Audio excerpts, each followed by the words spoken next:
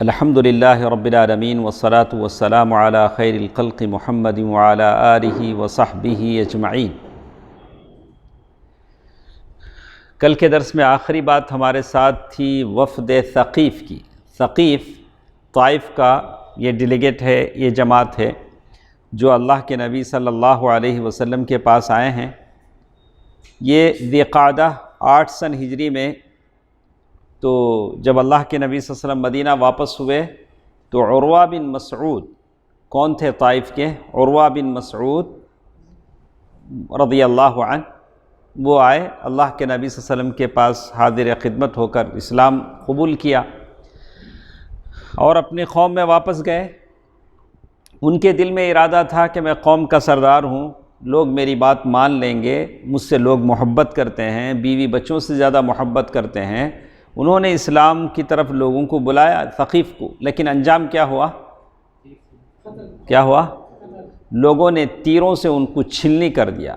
اللہ تعالیٰ نے ان کو شہادت کا مرتبہ دیا، تو ان کو قتل تو ان لوگوں نے کر دیا۔ کر دینے کے بعد ثقیف کے لوگ بڑے پریشان ہوئے، اندر اندر سے اللہ نے رعب ان کے دلوں میں ڈال دیا، ڈر گئے کہ کہیں اللہ کے نبی صلی اللہ علیہ وسلم ہم پر فوج کشی نہ کر دیں۔ تو انہوں نے آپس میں طے کیا کہ ہمارے میں سے کسی آدمی کو بھیجتے ہیں، یہ لوگ اللہ کے نبی صلی اللہ علیہ وسلم کے پاس جائیں گے اور ان سے معاہدہ کر لیں گے۔ تو عبد یالیل بن عمرو جو قبیلہ ثقیف کا سردار تھا، اس سے بات چیت کی کہ تم مدینہ جاؤ، اللہ کے نبی صلی اللہ علیہ وسلم سے بات کرو۔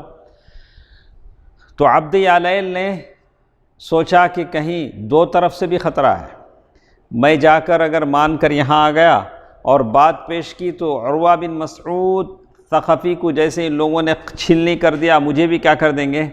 قتل کر دیں گے۔ یا میں مدینہ جاؤں تو عروہ بن مسعود کی قصاص میں مجھے کیا کرنا دیا جائے؟ دونوں طرف سے خطرہ ہے۔ تو عروہ بن عبد یالیل جو ثقیف کا سردار تھا، اس نے کہا کہ میں جب تک آپ لوگ اور لوگوں کو میرے ساتھ نہیں بھیجیں گے میں نہیں جاؤں گا۔ ٹھیک ہے، تو ان کے ساتھ کچھ اور لوگ بھی آ گئے۔ تو 2 حلیفوں میں سے 2 آدمی اور بنی مالک میں سے 3 آدمی، 5، اور عبد یالیل بن عمرو 6 آدمی اللہ کے نبی صلی اللہ علیہ وسلم کے پاس پہنچے۔ اللہ کے نبی صلی اللہ علیہ وسلم کی خدمت میں جب پہنچے تو اللہ کے نبی صلی اللہ علیہ وسلم نے مسجد کے ایک کنارے ان لوگوں کو ایک جھوپڑا ٹینٹ لگوایا، خیمہ لگوایا، اور اللہ کے نبی صلی اللہ علیہ وسلم کا ارادہ یہ تھا کہ لوگ وہاں بیٹھ کر اللہ کے نبی صلی اللہ علیہ وسلم اور صحابہ کو نماز پڑھتا ہوا دیکھیں۔ کیا دیکھیں؟ نماز پڑھتا ہوا دیکھیں کہ لوگ کیسے نماز پڑھتے ہیں اور ان کو دعویٰ ہو۔ تو آپ لوگ نوٹ کیے ہوں گے، یہی فرق ہے ہماری مسجدوں میں، چرچوں میں۔ چرچ جہاں ہوتے ہیں ان کو 4 طرف سے آپ دیکھ سکتے ہیں پریئر کیسا ہو رہا ہے، لوگ کیسے جا رہے ہیں۔ جہاں ہماری مسجدیں ہوتی ہیں 4 طرف سے دکان ہوتے ہیں، اس لیے کہ ہم کو دکانوں کا کرایہ کھا کر مسجد چلانی ہے۔ ہمارے پاس اتنا پیسہ نہیں ہے کہ ہم بغیر کرائے کے کیا چلا سکیں، مسجد چلا سکیں۔ لیکن آپ اندازہ لگے، یہاں سے ڈاؤٹن تک چلے جائیے، کسی چرچ کے دیوار کے سامنے آپ کو دکان ملتی کیا؟ دیکھے گا؟ مجھے تو نہیں دکھا۔ بالکل آپ کو بالکل سڑک سے لگے گا کہ کیسے پاسٹر سمجھا رہا ہے لوگوں کو، بالکل نظر آتا ہے۔ جہاں بہت سارے ہماری خامیاں ہیں، اس میں سے یہ بھی ایک خامی ہے۔ اللہ کے نبی صلی اللہ علیہ وسلم کی سنت مبارکہ کی چیز خلاف ہے۔ اللہ کے نبی صلی اللہ علیہ وسلم نے چاہا کہ یہ لوگ نماز پڑھتا ہوا دیکھیں۔ پھر بھی آج کل کیا کرتے ہیں، ویلکم ٹو آور مسجد، پھر بھی ایسے کچھ پروگرام چلاتے ہیں، لیکن یہ مستقل کیا ہے، ہونا چاہیے۔ تو کہتے ہیں ان لوگوں نے چاہا کہ اللہ کے نبی صلی اللہ علیہ وسلم ان لوگوں کو مصالحت یعنی ایک معاہدہ لکھ کر دیں۔ معاہدے میں کیا کیا باتیں ہونی چاہیے؟ جن میں زنا کی اجازت ہونی چاہیے۔ نمبر 1، معاہدے میں قبیلہ ثقیف چاہ رہے تھے کہ اللہ کے نبی صلی اللہ علیہ وسلم ایک معاہدہ لکھ کر دیں جن میں سارے پرمیشن ان کو دیے جائیں، اور شراب پینے کی اجازت دی جائے، انٹرسٹ لینے کھانے دینے کی اجازت دی جائے، اور ان کا جو معبود ہے لات، اس کو برقرار رکھا جائے، اسے کیا بھی نہیں کرنا۔ تو اور یہ بھی کہ نماز معاف، نماز کیا ہونا، نماز ہمارے اوپر نہیں رہنا، نماز معاف رہنا۔ تو اب انہوں نے سوچا کہ اللہ کے نبی صلی اللہ علیہ وسلم سے، اور یہ بھی کہا کہ لات کے علاوہ جو دوسرے بت ہیں چھوٹے چھوٹے ہم نہیں توڑیں گے، آپ خود توڑ لینا، ہمارے ہاتھوں سے ہم نہیں توڑیں گے۔ اللہ کے نبی صلی اللہ علیہ وسلم نے ایک شرط منظور نہیں کی۔ دیکھیے اللہ کے نبی صلی اللہ علیہ وسلم کا وہ فولادی عزم، یعنی کہ چلو چپکی ذرا نجی آئے ہیں، دو باتیں مان لیں گے، بعد میں ہلو نوچ کیا ہو جاتے ہیں۔ اللہ کے نبی صلی اللہ علیہ وسلم کے پاس یہ ساری چیزیں نہیں ہوتی تھی۔ وہ اللہ تعالیٰ نے اللہ کے نبی صلی اللہ علیہ وسلم کو فراست دی تھی، ایک شرط اللہ کے نبی صلی اللہ علیہ وسلم نہیں مانی۔ تو وہ لوگ بولے اچھا چلو ہم لوگ ذرا پرائیویسی میں جا کے آپس میں مشورہ کر لیتے ہیں۔ آپس میں مشورہ کیا، لیکن سب لوگوں کو ایک ہی حالت سمجھ میں آئی، سوائے سرنڈر ہونے کے کوئی اور راستہ نہیں ہے۔ آخر انہوں نے اپنے آپ کو سب 6 آدمی جتنے بھی تھے اللہ کے نبی صلی اللہ علیہ وسلم کے حوالے کر کے مسلمان ہو گئے۔ 6 آدمی کیا ہو گئے؟ مسلمان ہو گئے۔ البتہ یہ شرط لگائی کہ ہمارا جو لات جو بت ہے اسے کلاپس کرنے، ڈھانے، توڑنے کا جو کام ہے وہ ہم نہیں کریں گے، وہ آپ ہی کسی کو بھیج کو کیا کرنا، آپ کر لینا۔ اس میں بھی ایک اچھا واقعہ ہوا ماشاءاللہ، زبردست، تو بڑا اچھا واقعہ تو آئے گا انشاءاللہ۔ تو ٹھیک ہے، اللہ کے نبی صلی اللہ علیہ وسلم نے یہ شرط منظور کر لی، خیر ہم اپنی ذمہ داری پر لات کو کیا کریں گے، ڈھا دیں گے۔ اور ایک لیٹر لکھ کے دے دیا، اور عثمان بن ابی العاص ثقفی کو ان کا امیر بنایا۔ انہی لوگوں میں سے ایک تھے وہ عثمان، ان کو امیر بنایا، کیونکہ اسلام کو سمجھنے، قرآن کی تعلیم حاصل کرنے میں وہ سب سے زیادہ پیش تھے، زیادہ انٹرسٹ بتاتے تھے، تو ان کو امیر بنایا۔ اس کی وجہ یہ تھی کہ یہ جو 6 آدمی میں ایک تھے عثمان بن ثقفی، ہر روز اللہ کے نبی صلی اللہ علیہ وسلم کی خدمت میں آ جاتے، ان کا خبہ لگایا تھا وہاں۔ لیکن عثمان اپنے ڈیرے پر، عثمان بن ابی العاص کو اپنے ڈیرے پر چھوڑ جاتے۔ یہ لوگ کیا کرتے، اللہ کے نبی صلی اللہ علیہ وسلم کی خدمت میں یہ لوگ چلے جاتے 5 آدمی، عثمان بن ابی العاص وہ ڈیرے پر رہتے۔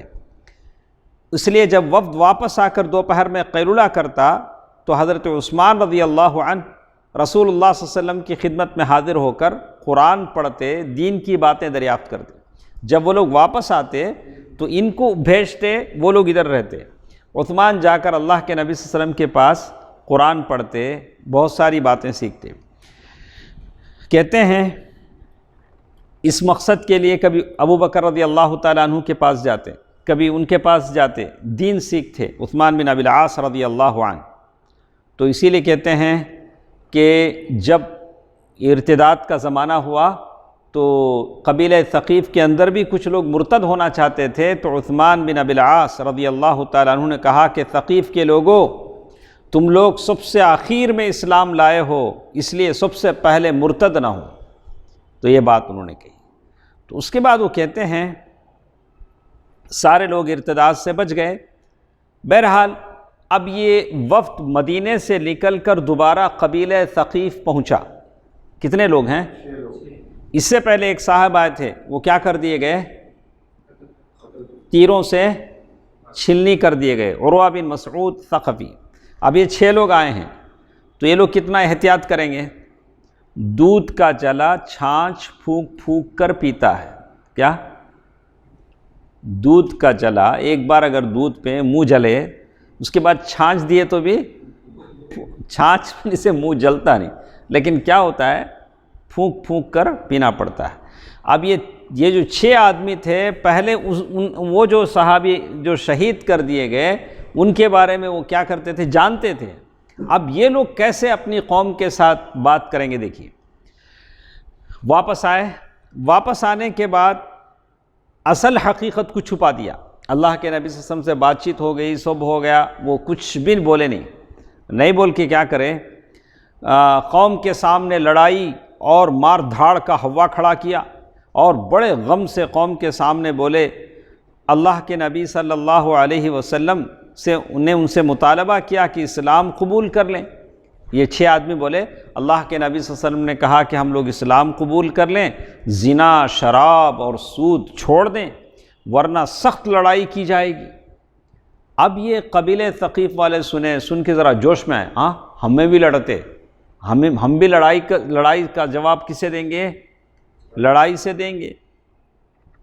یہ جواب دینے کے بعد 2-3 دن وہ لوگ سوچتے رہے۔ ان لوگوں نے بتایا نہیں کہ ہم لوگ اسلام لا لیے ہیں، معاہدہ ہو گیا، کچھ نہیں بتایا، ایسے بولا۔ لیکن پھر 2-3 دن کے بعد اللہ تعالیٰ نے قبیلہ ثقیف کے دل میں رعب ڈال دیا، ڈر ڈال دیا۔ پھر اس کے بعد وہ لوگ آ کر اللہ کے نبی صلی اللہ علیہ وسلم سے انہوں نے کہا، اللہ کے نبی صلی اللہ علیہ وسلم سے آ کر کیا بولے؟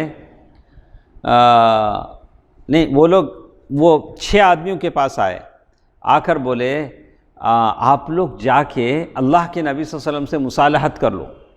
قبیلہ ثقیف پور 6 آدمیوں کے پاس آ کر کیا بول رہے ہیں؟ کوئی نہ کوئی شکل اختیار کر کے مصالحت کر لو۔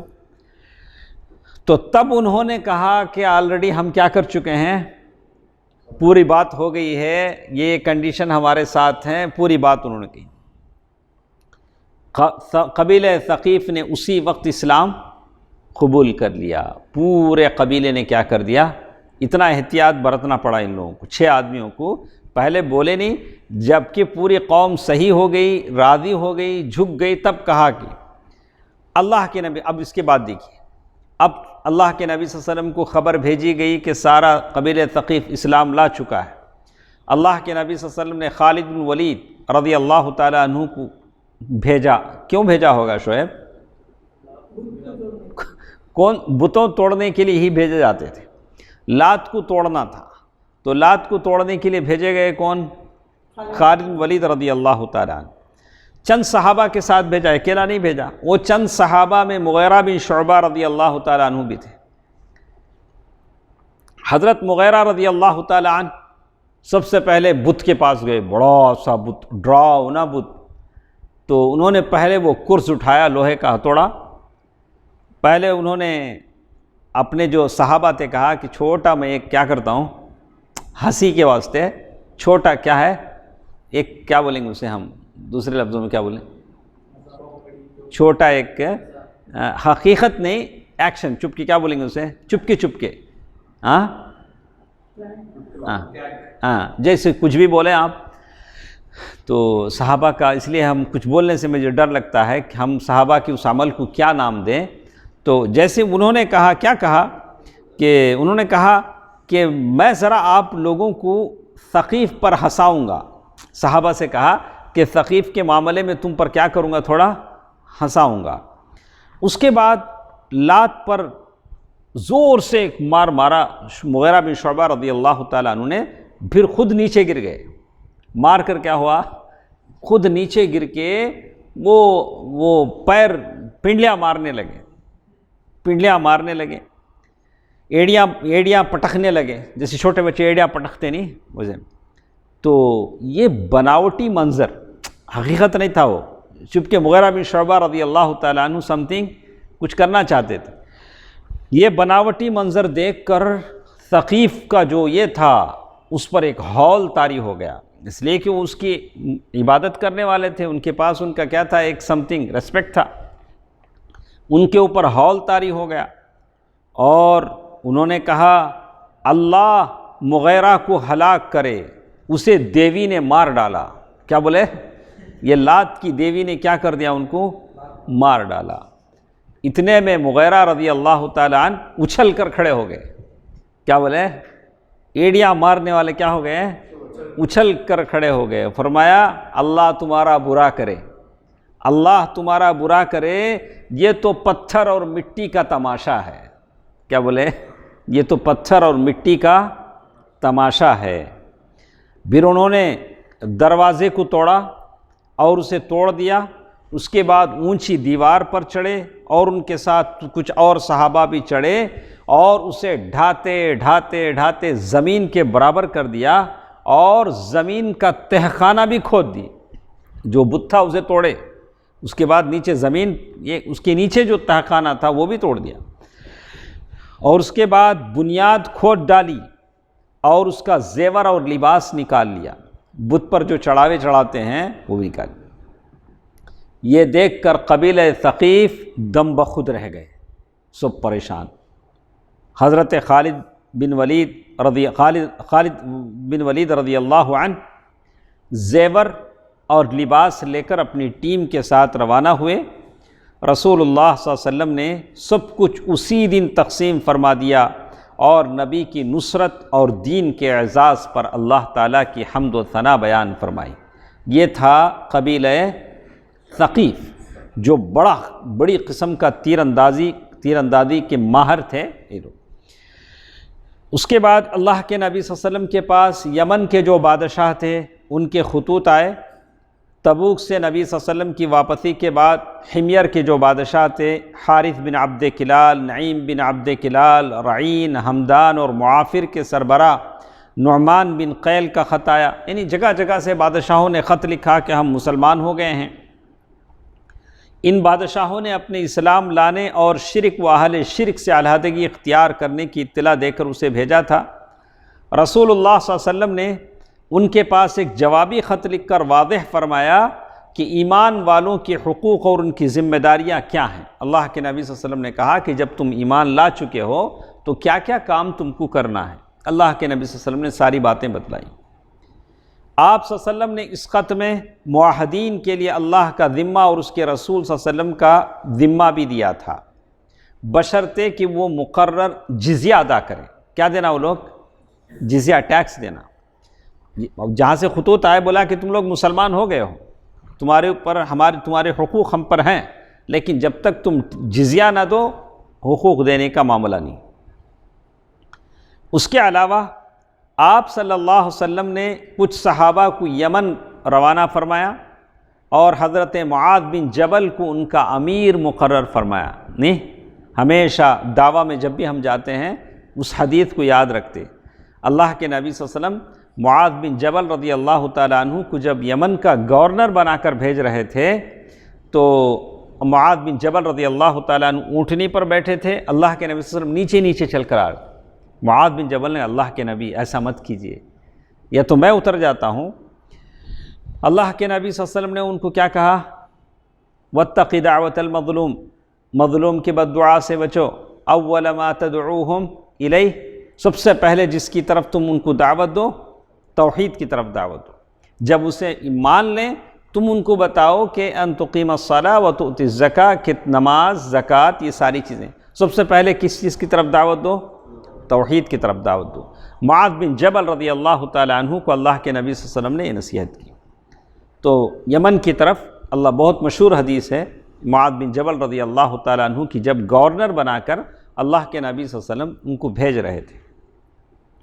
اس کے بعد ایک وفد آیا، وفد ہمدان، یہ اس کا نام کیا ہے؟ ہا سے نہیں، ہا سے ہمدان۔ یہ وفد 9 ہجری میں تبوک سے رسول اللہ صلی اللہ علیہ وسلم کی واپسی کے بعد حاضر خدمت ہوا۔ رسول اللہ صلی اللہ علیہ وسلم نے ان کے لیے ایک تحریر لکھ کر جو کچھ انہوں نے مانگا تھا عطا فرما دیا، اور مالک بن نمط رضی اللہ عنہ کو ان کا امیر مقرر کیا۔ ان کی قوم کے جو لوگ مسلمان ہو چکے تھے ان کا گورنر بنایا، اور باقی لوگوں کے پاس اسلام کی دعوت دینے کے لیے خالد بن ولید رضی اللہ تعالی عنہ کو بھیج دیا۔ اچھی طرح یاد رکھیے، صحابہ سب کے سب ہمارے پاس کیا ہیں؟ عدول ہیں، سب کے سب نیک ہیں، اللہ تعالیٰ ان سے راضی۔ کبھی ایک سے ایک کام کیا ہوتا ہے؟ نہیں ہوتا ہے، کبھی دوسرے سے کیا ہوتا ہے؟ اس کا یہ مطلب نہیں کہ ان میں نقص ہے، ان میں کچھ کمال ہے، ویسے نہیں، سب صحابہ کیا ہیں؟ عدول ہیں۔ تو خالد بن ولید رضی اللہ تعالیٰ عنہ کو بھیجا دعویٰ کریں۔ وہ 6 مہینے رہ کر دعوت دیتے رہے۔ کتنے؟ 6 مہینے۔ لیکن لوگوں نے اسلام قبول نہیں کیا، لوگوں نے اسلام قبول نہیں کیا۔ پھر آپ صلی اللہ علیہ وسلم نے علی بن ابی طالب رضی اللہ عنہ کو بھیجا اور حکم دیا کہ وہ خالد بن ولید رضی اللہ تعالیٰ عنہ کو واپس بھیج دیں۔ حضرت علی رضی اللہ تعالیٰ عنہ نے قبیلہ ہمدان کے پاس جا کر رسول اللہ صلی اللہ علیہ وسلم کا خط سنایا اور اسلام کی دعوت دی، تو سب کے سب مسلمان ہو گئے. کیا سن کر؟ خط سن کر سارے کے سارے کیا ہو گئے؟ مسلمان ہو گئے. اس سے پہلے کتنے مہینے ان کو دعوت دی گئی تھی؟ 6 مہینے. حضرت علی رضی اللہ تعالی عنہ نے رسول اللہ صلی اللہ علیہ وسلم کو ان کے حلقہ بگوش اسلام ہونے کی بشارت بھیجی. اللہ کے نبی صلی اللہ علیہ وسلم بھیجا کہ اللہ کے نبی ہمدان سارے کے سارے مسلمان ہو چکے ہیں. تو آپ صلی اللہ علیہ وسلم خط پڑھ کر سجدے میں گر گئے. صلی اللہ علیہ وسلم سجدے میں گر گئے. پھر سر اٹھا کر فرمایا ہمدان پر سلامتی ہو، ہمدان پر سلامتی ہو. اس قبیلے کے لیے اللہ کے نبی صلی اللہ علیہ وسلم نے کیا کیا؟ دعائیں دی. اس کے بعد وفد بنی فزارہ، یہ وفد ہے، یہ ڈیلیگیٹ ہے، یہ جماعت ہے جو 900 ہجری میں تبوک سے اللہ کے نبی صلی اللہ علیہ وسلم کے واپسی کے بعد آئی. اس میں 10 سے کچھ زیادہ لوگ تھے اور سب کے سب اسلام لا چکے تھے. ان لوگوں نے آ کر کہا کہ اللہ کے نبی ہمارے علاقے میں قحط سالی ہے. کیا ہے؟ قحط سالی بولے تو ہاں قحط سالی ہے. اے اللہ کے نبی صلی اللہ علیہ وسلم آپ دعا فرما دیجئے. تو ہم کو معلوم ہے کہ اللہ کے نبی صلی اللہ علیہ وسلم ممبر پر تشریف لے گئے، دونوں ہاتھ اٹھا کر بارش کی دعا کی. آپ صلی اللہ علیہ وسلم نے فرمایا کہ اے اللہ اپنے ملک اور اپنے چوپایوں کو سیراب کر، اپنی رحمت پھیلا، اپنے مردہ شہر کو زندہ کر. ایسی دعا کے الفاظ ہم لوگ یاد کر لینا. ہم لوگ بھی کیا کرنا دعا میں؟ یہ الفاظ نبوی ہیں صلی اللہ علیہ وسلم. اسی الفاظ سے ہم بھی اللہ کے بارگاہ میں التجا کرنا، دعا کرنا. اے اللہ ہم پر ایسی بارش برسا جو ہماری فریاد رسی کر دے، راحت پہنچا دے، خوشگوار ہو. اللہم اسقنا غیثا مغیثا رائعا غیر ضار عاجلا غیر آجل. پھیلی ہوئی ہماگیر ہو، جلد آنے والی ہو، دیر نہ کرے، نفع بخش ہو. جب ایک بارش ہو تو کبھی کیا ہوتا؟ نقصان ہوتا. نفع بخش ہو، نقصان پہنچانے والی نہ ہو. اے اللہ رحمت کی بارش فرما، عذاب کی بارش نہیں. اور نہ ڈھانے والی، نہ غرق کرنے والی اور نہ مٹانے والی بارش. اے اللہ ہمیں بارش سے سیراب کر اور دشمنوں کے خلاف ہماری مدد فرما. اس کے بعد ایک اور وفد ہے، وفد نجران. وفد نجران تو یہاں کے کچھ جن تھے اللہ کے نبی صلی اللہ علیہ وسلم کے پاس اس وقت آئے تھے جب اللہ کے نبی صلی اللہ علیہ وسلم طائف سے واپسی پر ایک جگہ اترے تھے. نہیں سورۃ الجن، انا سمعنا قرآنا عجبا یہدی الی الرشد. وفد نجران یمن کی جانب 7 مرحلے پر ایک بڑا علاقہ تھا. سنیے سنا بھائی، اتنا بڑا علاقہ ہے، 70 پر 3 بستیاں تھیں اس علاقے میں. 73 ولیجز کس میں؟ نجران کی اور ان کے پاس 1 لاکھ سوالجرز تھے. فوجی کتنے ہیں؟ 1 لاکھ، جو سب کے سب عیسائی مذہب کے ماننے والے تھے. نجران کا وفد 900 ہجری میں آیا. یہ 60 افراد پر مشتمل تھا. پورے 60 آدمی اللہ کے نبی صلی اللہ علیہ وسلم کے پاس آئے. 24 آدمی اشراف میں سے تھے. 60 میں سے 24 آدمی بڑے بڑے لوگوں میں، اشراف بولے تو ذرے بڑے بڑے لوگوں میں سے اچھے لوگ. جیسے مسلمانہ بولے تو کیا بولیں گے؟ سیدہ. وہ لوگ کیا ہے تھوڑا اللہ کے نبی کے اگر خاندان سے سچے بھی ہیں تو ان کی تعظیم توقیر ہم کو کرنی ہے، اس لیے کہ وہ سید ہیں. جن میں سے 3 آدمیوں کو اہل نجران کی سربراہی و سرگردگی حاصل تھی. یہ ایک عاقب جس کے ذمے امارت اور حکومت کا کام تھا اور اس کا نام عبد المسیح تھا. دوسرا سید جو ثقافی اور سیاسی امور کا نگران تھا. اور تیسرا اسقف، لاٹ پادری جسے کہتے ہیں، وہ تھا. وہ سارے تھے. اس کا نام ابو حارثہ بن علقمہ تھا. یہ سارے کے سارے 60 کتنے لوگ تھے پورے 60 پر؟ آئیے تشریف. تو کہتے ہیں یہ سارے کے سارے دیر سے آئے تو بھی ثواب ملتا نہیں؟ ملتا نہیں؟ ملتا انشاءاللہ. جیسے آپ اللہ سے گمان کریں. یہ سارے لوگ مدینہ آئے، اللہ کے نبی صلی اللہ علیہ وسلم سے ملاقات کیا اور کچھ سوالات اللہ کے نبی صلی اللہ علیہ وسلم سے کیے، تو اللہ کے نبی صلی اللہ علیہ وسلم نے انہیں اسلام کی دعوت دی، قرآن حکیم کی آیتیں پڑھ کر سنائیں، لیکن اس کے باوجود بھی انہوں نے اسلام قبول نہیں کیا۔ کیا نہیں کرے؟ اسلام قبول نہیں کیے، اور دریافت کیا کہ آپ عیسیٰ علیہ السلام کے بارے میں کیا کہتے ہیں؟ اس کے جواب میں رسول اللہ صلی اللہ علیہ وسلم نے اس روز دن بھر انتظار کیا، کوئی جواب نہیں دیا۔ وہ لوگ کیا پوچھے؟ یہ سوال ہمارا دعوت کے میدان میں آتا کبھی کبھار، عیسیٰ کے تعلق سے آپ کیا بولتے ہیں، عیسیٰ علیہ السلام کی۔ اللہ کے نبی صلی اللہ علیہ وسلم نے جواب نہیں دیا، دن بھر انتظار کرتے رہے۔ شام ہوتے ہوتے اللہ تعالیٰ کی طرف سے وحی نازل ہوئی، سورۃ آل عمران آیت نمبر 50 پر 9، 60 پر 1۔ اعوذ باللہ من الشیطان الرجیم، بسم اللہ الرحمن الرحیم۔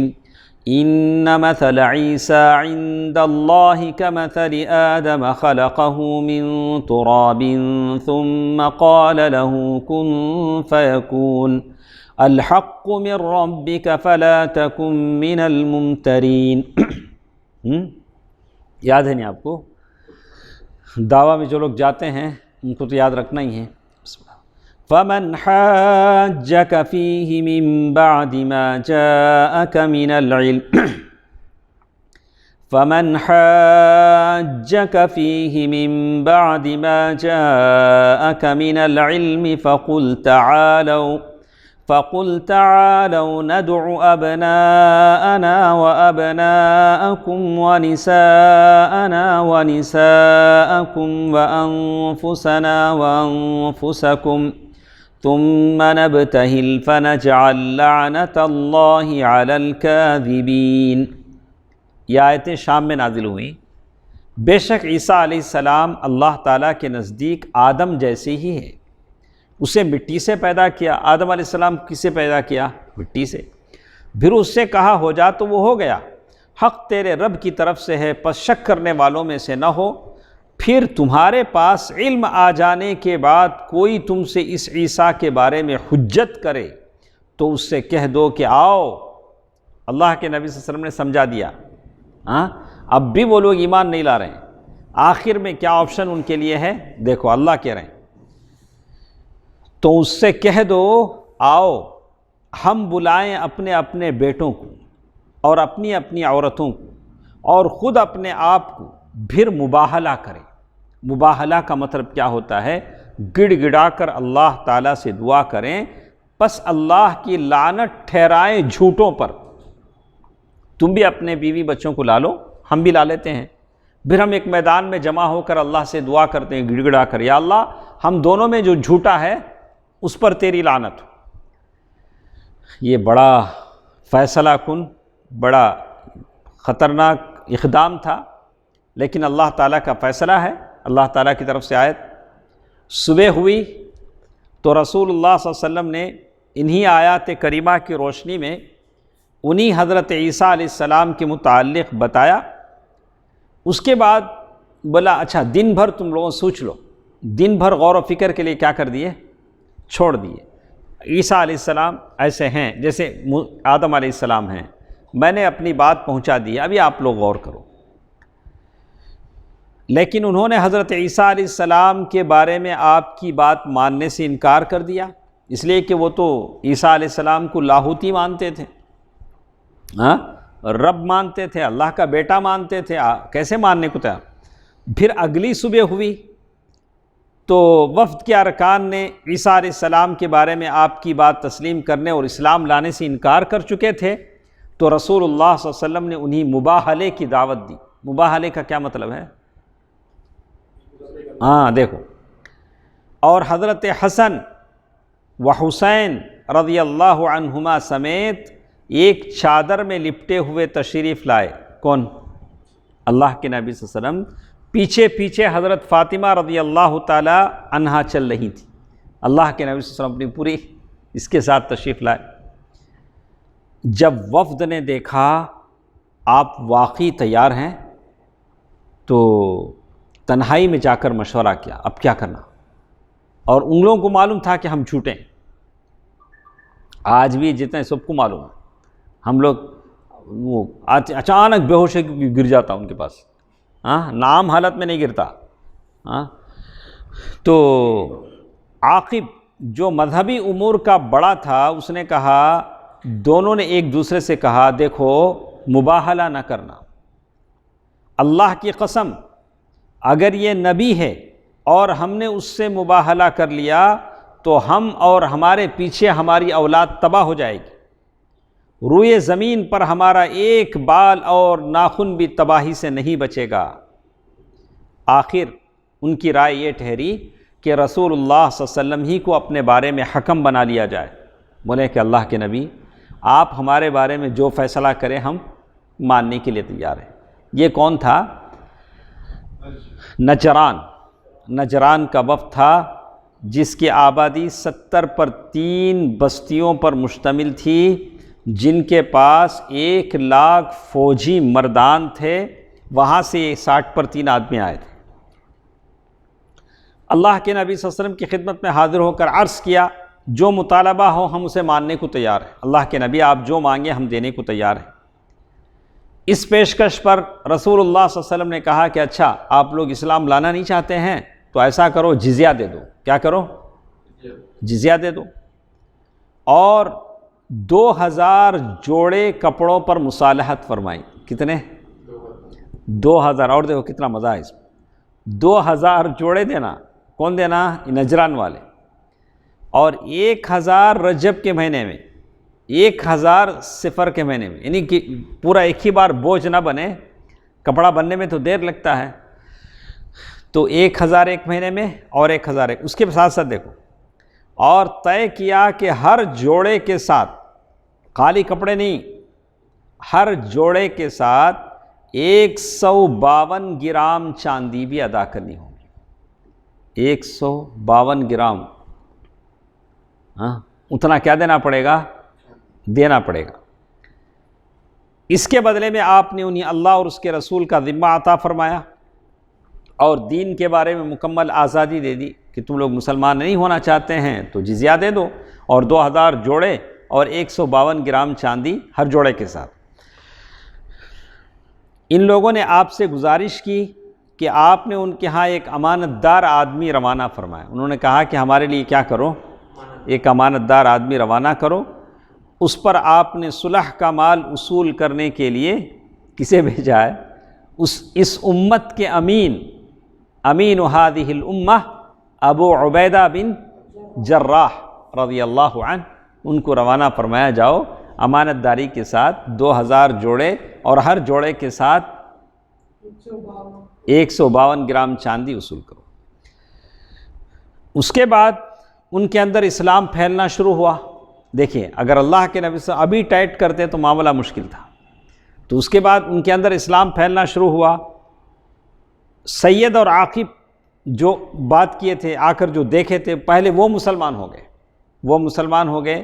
پھر نبی صلی اللہ علیہ وسلم نے ان سے صدقات اور جزیہ لانے کے لیے حضرت علی رضی اللہ تعالیٰ عنہ کو روانہ فرمایا. اور معلوم ہوا کہ معلوم ہے کہ صدقہ مسلمانوں سے ہی لیا جاتا ہے، اور سارے لوگ 70 پر 3 بستیاں کیا ہو گئیں؟ مسلمان ہو گئیں. اس کے بعد یہ بات ہے وفد بنی حنیفہ.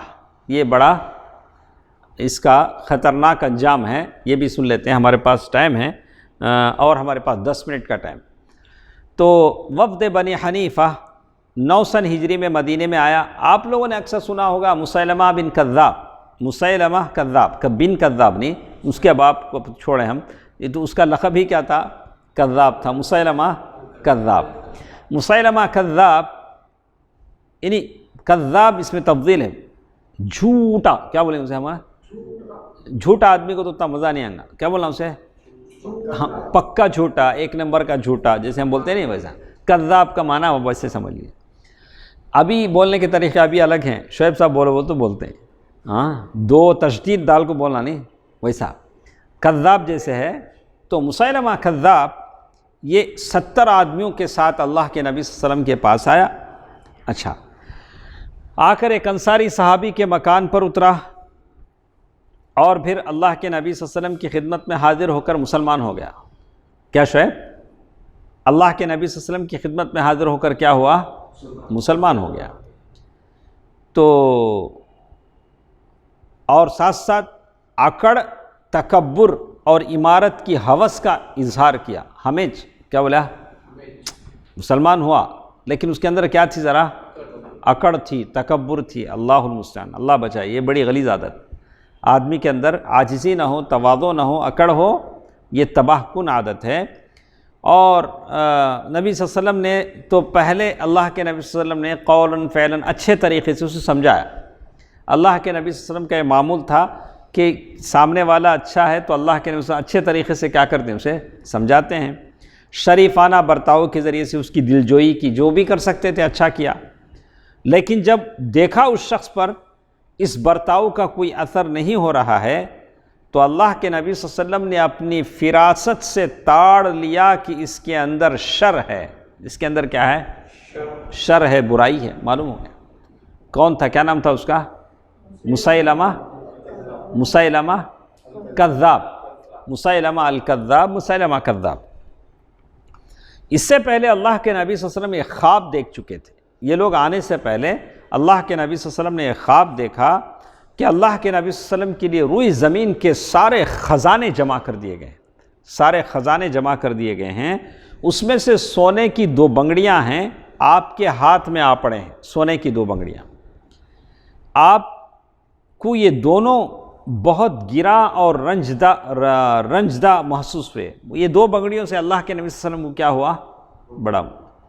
آپ صلی اللہ علیہ وسلم کو وحی کی گئی کہ اللہ کے نبی صلی اللہ علیہ وسلم آپ ان دونوں بنگڑیوں کو پھونک دیجیے۔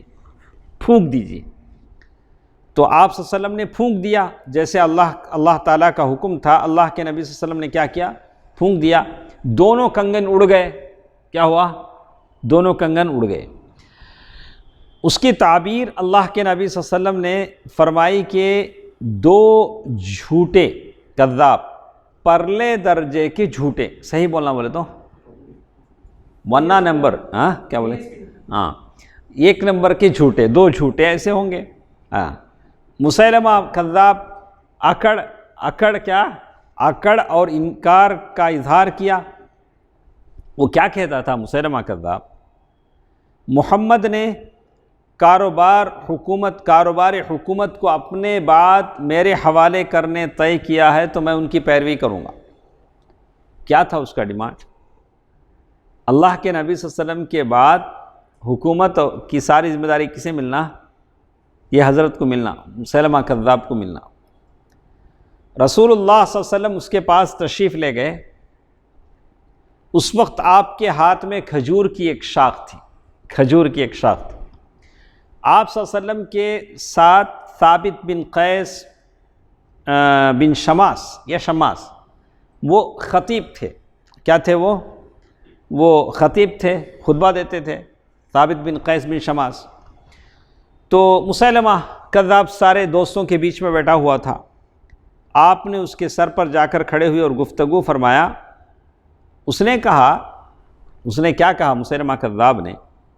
اگر آپ چاہیں تو ہم حکومت کے معاملے میں آپ کو آزاد چھوڑ دیں، آپ جو چاہیں کریں جب تک آپ زندہ ہیں، لیکن اپنے بعد اس کو آپ ہمارے لیے طے فرما دیں۔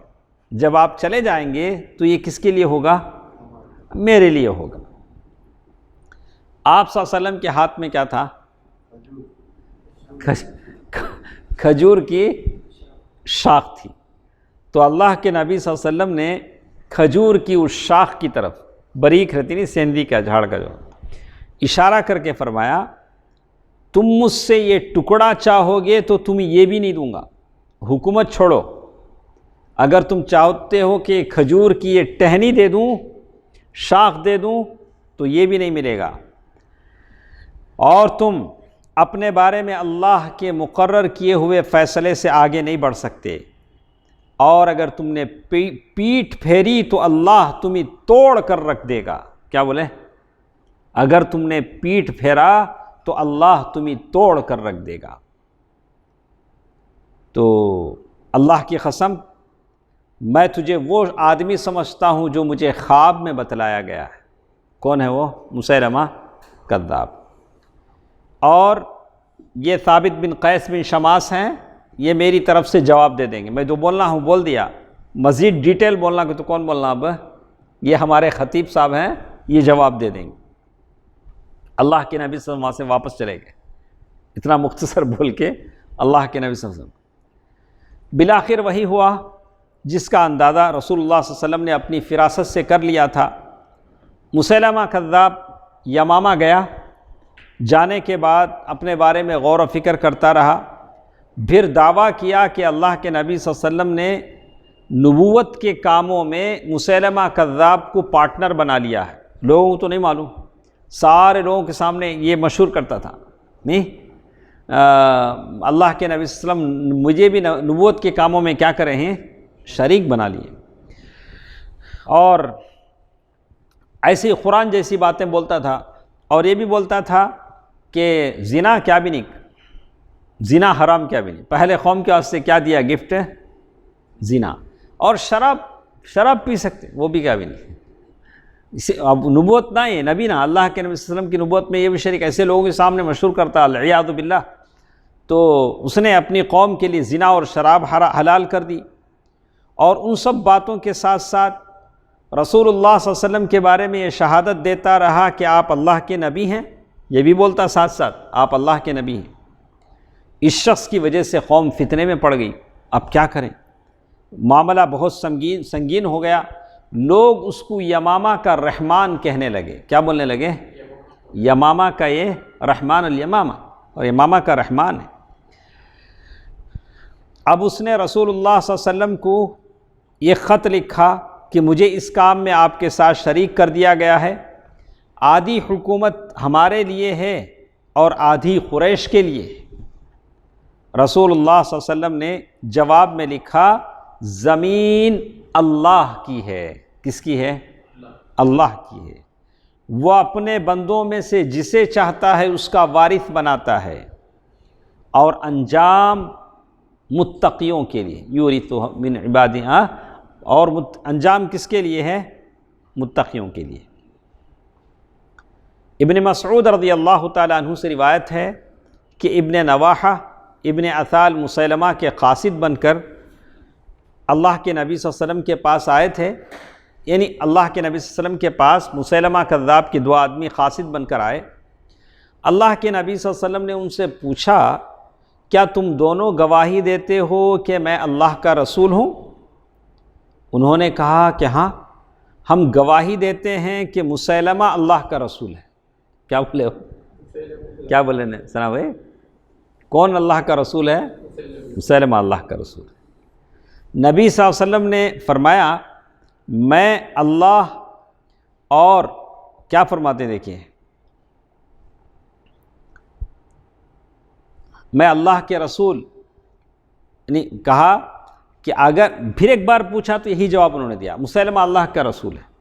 تو اللہ کے نبی صلی اللہ علیہ وسلم فرمایا کہ اگر میں کسی قاصد کو قتل کرتا تو تم دونوں کو قتل کر دیتا، لیکن اللہ کے نبی صلی اللہ علیہ وسلم کی یہ عادت نہیں تھی۔ مسیلمہ کذاب نے 10 سن ہجری میں نبوت کا دعویٰ کیا تھا، اور ربیع الاول 12 سن ہجری میں جب ابوبکر رضی اللہ تعالیٰ عنہ کی خلافت کا زمانہ تھا تو عہد خلافت صدیقی میں یمامہ کی جنگ میں وہ قتل کیا گیا، اور اس کا قاتل وہی تھا جنہوں نے حضرت حمزہ کو قتل کیا تھا۔ کیا نام تھا؟ یہاں نام ہے، میں نہیں بولا اس لیے کہ آپ بولیں، وحشی، انہوں نے قتل کیا، اس کا قاتل وحشی تھا، جزاک اللہ خیرہ، جس نے حضرت حمزہ رضی اللہ تعالیٰ عنہ کو قتل کیا تھا۔ ایک مدعی نبوت تو یہ تھا، دوسرا مدعی جو 2 کنگن اللہ کے نبی صلی اللہ علیہ وسلم نے دیکھے تھے، ایک دوسرا مدعی نبوت تھا اسود عنسی، جس نے یمن میں فساد برپا کر رکھا تھا۔ اسے نبی صلی اللہ علیہ وسلم کی وفات سے صرف 1 دن اور 1 رات پہلے حضرت فیروز رضی اللہ تعالیٰ عنہ نے قتل کیا۔ فیروز، دیکھیے فیروز ایک صحابی کا نام بھی ہے، اور جس نے حضرت عمر رضی اللہ تعالیٰ عنہ کو قتل کیا، شہید کیا، فیروز لؤلؤ مجوسی اس کا بھی نام۔ پھر آپ کے پاس اس کے متعلق وحی آئی 1 روز پہلے، اور آپ نے صحابہ کرام کو اس واقعے سے باخبر کیا۔ اس کے بعد یمن سے حضرت ابوبکر رضی اللہ تعالیٰ عنہ کے پاس باقاعدہ خبر آئی۔ تو یہاں تک کی باتیں ہمارے پاس ہیں۔ انشاءاللہ کل کے درس میں باقی باتیں ہم سنتے ہیں۔ ہمارے پاس حجۃ الوداع کی بھی باتیں ہیں، تو انشاءاللہ اللہ تعالیٰ سے ہم دعا کرتے ہیں کہ اللہ تعالیٰ سیرت کو اور اچھی شکل میں سمجھنے اور عمل کرنے کی اللہ تعالیٰ مجھے اور آپ کو توفیق دے، آمین۔ والسلام علیکم ورحمۃ اللہ وبرکاتہ۔